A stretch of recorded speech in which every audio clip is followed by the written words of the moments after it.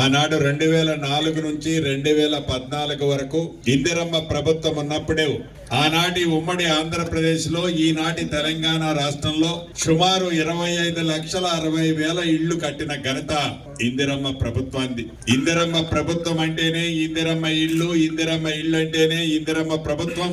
మార్పు కావాలని తెలంగాణ రాష్ట్రంలో ఇందిరమ్మ రాజ్యాన్ని తెచ్చుకొని 1 సంవత్సరం పూర్తయి 2వ సంవత్సరంలోకి వచ్చాం. అనేక హామీలు చెప్పాం. రాష్ట్ర ఆర్థిక పరిస్థితి ఏందో ప్రతి తెలంగాణ బిడ్డకి తెలుసు. ధనిక తెలంగాణ రాష్ట్రాన్ని ఆనాడు పెద్దలు ఎలా కొల్లగొట్టారో తెలుసు.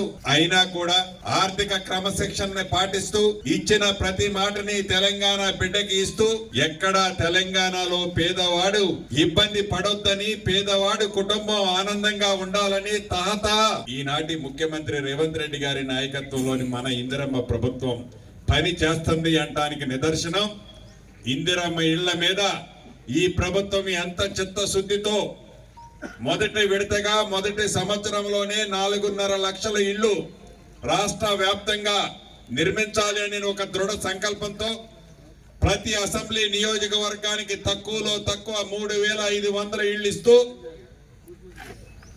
ఈ పేమెంట్ కూడా ఏదైతే ప్రతి ఇంటికి ఇచ్చే 5 లక్షల రూపాయలని గ్రీన్ ఛానల్ ద్వారా కట్టుకునే ప్రతి పేదవాడికి ఇవ్వాలని చిత్తశుద్ధితో ఈ ప్రభుత్వం ఈనాడు ఆ దిశగా పయనిస్తుంది. దాంట్లో భాగంగానే పోయిన నెల అంటే డిసెంబర్ 13వ తారీఖు నాడు నా సొంత నియోజకవర్గం పాలేరు నియోజకవర్గంలోని కూసుమంచిలో ఒక ఇంటికి మోడల్ హౌస్ కి శంకుస్థాపన చేసుకున్నాం. ఈ సంక్రాంతి పండగ పర్వదినాన ఆ ఇల్లు పూర్తి చేసుకొని ఇంతకు ముందే పెద్దలందరూ చూస్తుండగా ఆ ఇల్లుని ఇంతకు ముందే ఓపెనింగ్ కూడా చేసుకున్నాం, పాలు పొంగించుకున్నాం.